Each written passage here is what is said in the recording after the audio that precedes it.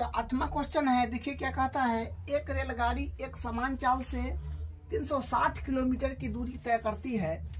यदि यह चाल 5 किलोमीटर प्रति घंटा अधिक होती तो वह उसी यात्रा में 1 घंटा कम समय लेती। रेलगाड़ी की चाल ज्ञात कीजिए। तो ये तो जाहिर सी बात है कि अगर रेलगाड़ी तेज चलेगा तो कम समय लेगा, और धीरे चलेगा, स्लो चलेगा तो समय ज्यादा लेगा। तो क्या कर रहा है कि चाल 5 किलोमीटर अधिक होता, तो कह के चाल से चल रहा है रेलगाड़ी, ये तो पते नहीं है क्या, और बोला है रेलगाड़ी की चाल ज्ञात कीजिए। तो रेलगाड़ी के चाल अपने को पता थोड़ी है, और वो ज्ञात भी करना है। तो हम लोग मान लेंगे कि माना रेलगाड़ी की चाल x किलोमीटर प्रति घंटा है। तो यहाँ पर लिखेंगे अपना हल, यहाँ से हो जाएगा, लिखेंगे माना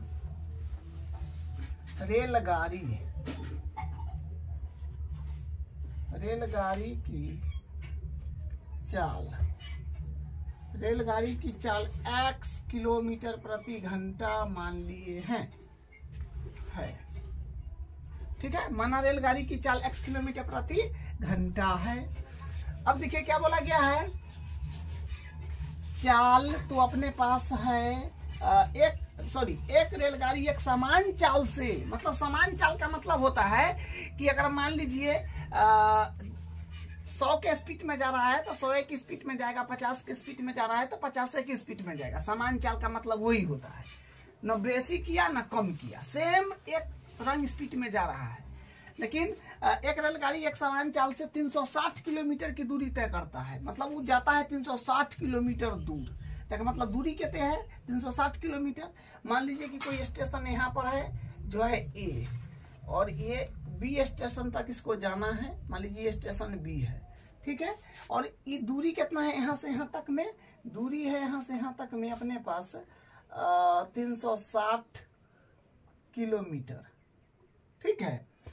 360 किलोमीटर की दूरी तय करती है, वो भी समान चाल से। तो मतलब यहाँ से यहाँ तक आना है 360 किलोमीटर दूरी पर ए से बी स्टेशन स्थित है, तो एकदम समान चाल से आ रहा है, चाल को कम बेस नहीं कर रहा है।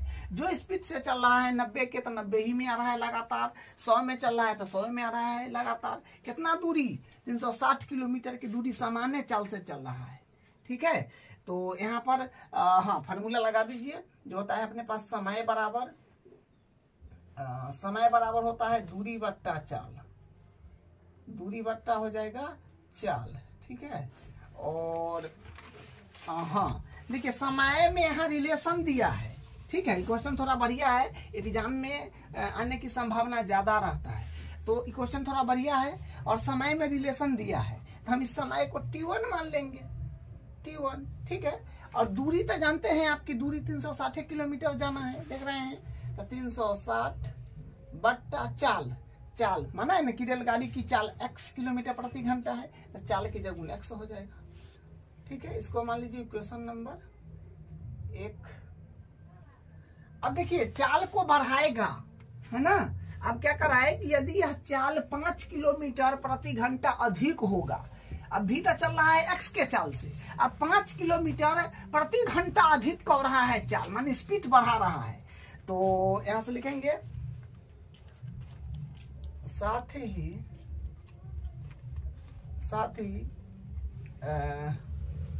5 किलोमीटर प्रति घंटा या फिर साथ ही रेलगाड़ी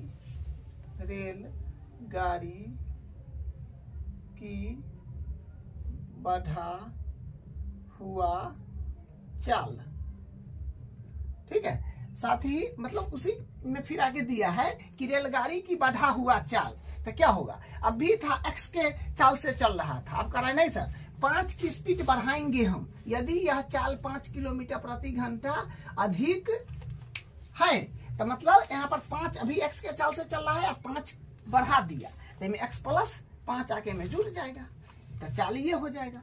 तो फिर यहाँ से फार्मूला लगा दीजिए, जो होता है अपने पास समय बराबर दूरी बट्टा चाल, ठीक है। तो यहाँ से वैल्यू को रखिए, हाँ समय को इसमें T2 मान लेते हैं, ठीक है, समय में रिलेशन दिया है इसलिए इसको T2 मान लीजिए। और दूरी तब फिक्स है ना, क्योंकि दूरी तो उतना ही जाना है। एक बार समान चाल से गया है, एक बार 5 किलोमीटर प्रति घंटा की स्पीड बढ़ा के गया है, तो ये समान चाल वाला ये रहा, और 5 किलोमीटर प्रति घंटा बढ़ाया तो ये चाल हो गया उसका, क्या इतना किलोमीटर प्रति घंटा हो जाएगा क्या। तो बस वैल्यू हम लोग जमा रहे हैं। तो दूरी तो वही ना है, 360 बट्टा 40 ये रहा, x + 5। ठीक है, तो ये अपने पास हो जाएगा इक्वेशन नंबर 2। अब थोड़ा ध्यान दीजिए, अब यहाँ पर थोड़ा ध्यान देने की आवश्यकता है। अब देखिए समय में रिलेशन है, पहले समय है T1, पहला समय अपने पास है T1 और दूसरा समय है T2। लेकिन समय T1 T2 के कब बराबर होगा वो क्वेश्चन में दिया है। देखिए क्या बोला है, यदि यह चाल 5 किलोमीटर प्रति घंटा अधिक होती तो वह उसी यात्रा में 1 घंटा कम समय लगाता। ये तो जाहिर सी बात है कि अगर गाड़ी स्पीड चल रहा है तो समय कम लगेगा, और गाड़ी स्लो चल रहा है तो समय ज्यादा लगेगा। तो यहाँ पर कौन समय है, यहाँ तो गाड़ी स्पीड चला है ना, यहाँ तो चाल बढ़ा दिया है। तो ये T2 जो है ये क्या है, ये जो है ये कम समय है, क्योंकि चाल बढ़ाया तो यहाँ पर समय कम लगा है, और यहाँ पर चाल तो बढ़ाया नहीं, समान चाल से चल रहा था। तो यहाँ पर T1 जो है इस समय तनी ज्यादा है, तो ये ज्यादा समय है, और ये जो है ये कम समय है। तब क्या बोला है, देखिए यह चाल 5 किलोमीटर प्रति घंटा बढ़ा देती तो वह उसी यात्रा में 1 घंटा कम समय लेता। अब बताइए T1 समय जो है ये ज्यादा समय है, और ये जो है ये कम समय है, क्योंकि ज्यादा स्पीड बढ़ा दिया तो समय कम में ना लगेगा। तो ये कम समय है और ये आपका ज्यादा समय है। तो हम लोग समीकरण जब बनाते हैं तो दोनों तरफ बैलेंसिंग करते हैं ना। बराबर का मतलब क्या होता है, इन्हों वजन समान हो। अगर मान लीजिए कि पलड़ा है तो दोनों का पलड़ा एकदम समान रहना चाहिए। तो इस समान कब होगा, इस समय तो T2 कम है ना, क्योंकि चाल बढ़ाया तो समय कम लगा। इसका मतलब समय 1 घंटा कम लेती, किसमें, तो इसमें 1 घंटा कम करना होगा, क्योंकि इस समय तो ऑलरेडी कम है।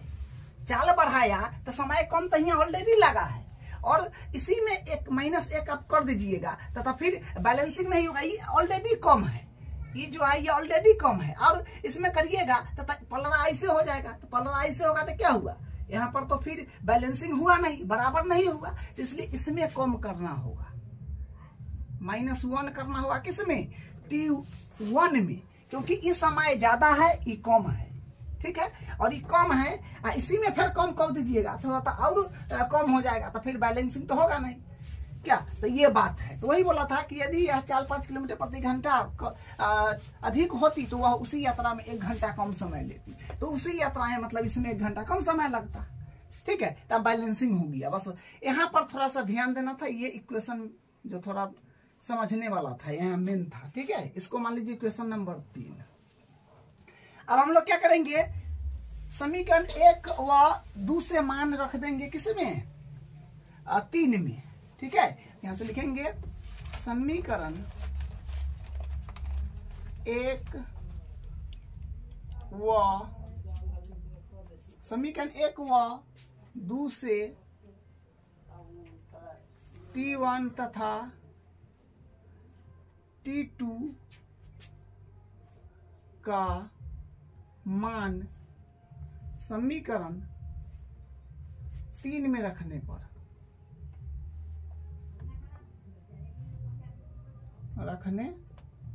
ठीक है।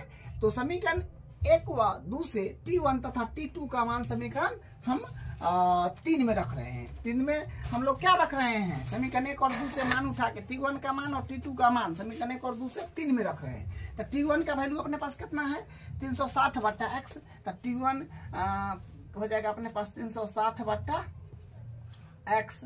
T1 का वैल्यू जो है वो बस, और माइनस है तो -1 है तो 1 बराबर। और T2 का वैल्यू देखिए अपने पास है 360 बट्टा x + 5।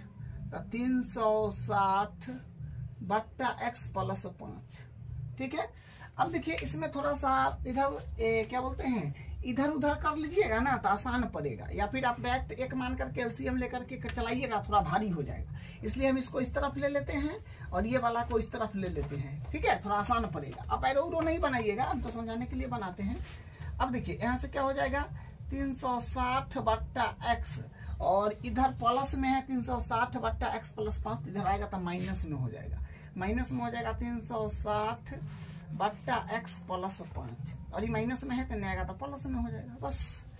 अब आप क्या काम करिए 360 कॉमन ले लीजिए ऊपर से, तो 360 कॉमन लीजिएगा तो क्या होएगा 360 कॉमन हम लोग ले रहे हैं, तो 360 कॉमन लीजिए, तो 360 कॉमन में चला गया तो 1/x बचा, और माइनस 360 में से कॉमन में चल गया तो यहाँ से बचा 1/x प्लस 5। देखिए जितना आप दिमाग लगा करके इक्वेशन को हल करिएगा ना उतना सिंपलिस्ट हो जाएगा, और आप डायरेक्ट चलाते चल जाइएगा तो काफी भारी निकल जाएगा, ज्यादा भारी भरकम में गलती होने की संभावना बढ़ जाता है ना।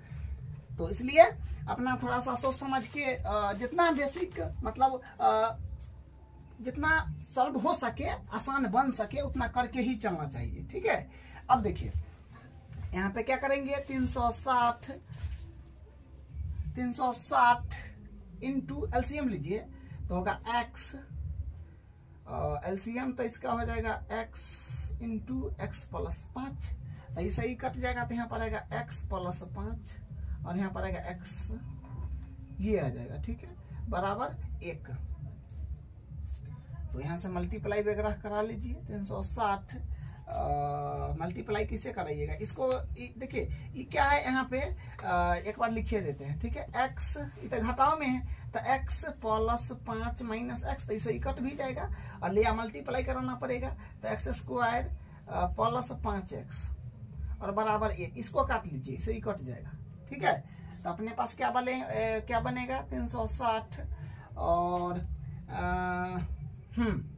360। हाँ तो एक काम कर सकते हैं यहाँ पे, इसको मत लिखिए क्योंकि ऊपर में तो 5 बचा प्लस का, इसमें मल्टीप्लाई करा दीजिए 5 से, ठीक है। तो 5 में 0 से करिएगा तो 0, 5 छक 30 और 5 1800 आ रहा है बट्टा, और ये हो जाएगा अपने पास x स्क्वायर प्लस का 5x और बराबर 1। अब क्रॉस मल्टीप्लाई कराइए, ठीक है।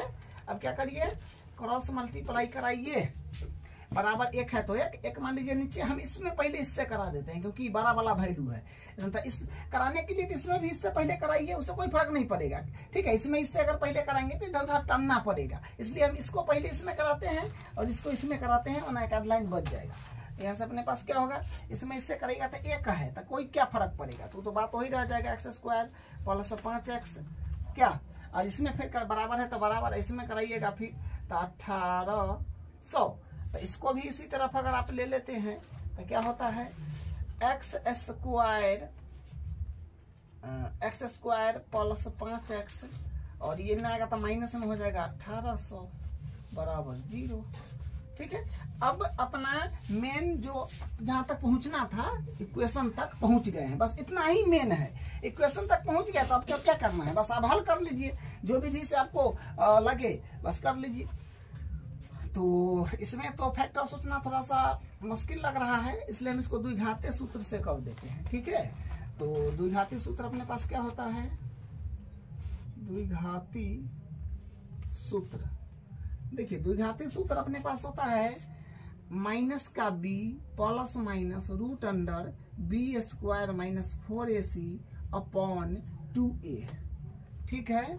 तो माइनस का x बराबर होता है, तो यहां से क्या हो जाएगा x बराबर माइनस का b, गुणांक लिख लीजिए ना, x स्क्वायर के गुणांक को a बोलते हैं तो मतलब नहीं कुछ है तो 1 हो जाएगा, और x के गुणांक को b बोलते हैं मतलब b 5 हो जाएगा, और c जो अचर पद है माइनस का 1800, ठीक है। साइन के साथ लिखिएगा, ठीक है। तो अब यहाँ से वैल्यू को बस सिर्फ जमाइए माइनस का b, तो b का वैल्यू अपने पास 5 है तो 5 आई माइनस है तो माइनस, b का वैल्यू 5 है तो edit root under b square, तो b के मान तो 5 है तो 5 के स्क्वायर माइनस, और 4ac तो 4 गुने साथ में है तो मल्टीप्लाई में होगा, 4 गुने a का वैल्यू है 1, क्योंकि x स्क्वायर के गुणांक कुछ नहीं है तो 1 है ना, तो 1 गुने c अचर पद जो माइनस का 1800 है, या फिर यहाँ पर लिख भी दिए है माइनस का 1800 बट्टा 2 गुने ए का वैल्यू तो कुछ है नहीं तो 1 हो जाएगा। ठीक है, अब देखिए इसमें आएगा x बराबर -5 प्लस माइनस, अब थोड़ा यहाँ पर कैलकुलेशन वाला पार्ट आ गया है, तो 5 के स्क्वायर तो 25 हो जाएगा, और यहाँ पर देखिए सब मल्टीप्लाई में है, 2 माइनस तो प्लस हो जाएगा। पहला बात तो ये प्लस हो जाएगा क्योंकि 2 माइनस है, सब मल्टीप्लाई में तो प्लस। 18 चौक होता है 72 और 2 0 इतना आ रहा है। ठीक है, अब बट्टा 2 कहीं 2 हो जाएगा, तो यहाँ से फिर क्या आएगा x बराबर -5 प्लस माइनस, इसको जोड़िएगा तो आएगा 72 25 बट्टा 2। अब इसका वर्गमूल निकालना है, 72 25 को कितना आता है, 85। तो x बराबर माइनस का इसका 72 25 का वर्गमूल 85 आ जाएगा। ठीक है, तो माइनस का 5 प्लस माइनस एक वर्गमूल जो है 72 25 को 85 आ रहा है, आप वर्ग निकाल के चेक कर लीजिएगा, बट्टा 2। ठीक है, अब देखिए अब हो जाएगा x बराबर सिचुएशन तो 2 गो बनेगा, एगो बनेगा ई तो -5 एक बार प्लस के 85 बट्टा 2, -5 और प्लस के 85 बट्टा 2। एगो सिचुएशन अपने पास क्या बनेगा, एगो बनेगा x बराबर माइनस का 5 प्लस वाला लिए हैं, माइनस के साथ लीजिए -85 बट्टा 2। ठीक है, तो होगा नहीं क्योंकि माइनस में है, हम लोग x माने हुए हैं चाल को, तो ये नहीं होगा, या यहीं पर लिख दीजिए डज नॉट पॉसिबल, ये तो होगा।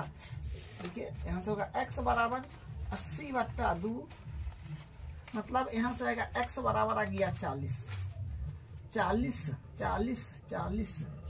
यहाँ से तो भाई होगा नहीं, तो गड़बड़ हो गया, माइनस का 90 आ गया बट्टा 2, तो यानी यहाँ से क्या बना, यहाँ से बना x बराबर माइनस का 45। अब बताइए रेलगाड़ी का चाल कहीं माइनस में थोड़े होता है क्या, रेलगाड़ी का चाल ऋणात्मक नहीं होता है, रेलगाड़ी की चाल ऋणात्मक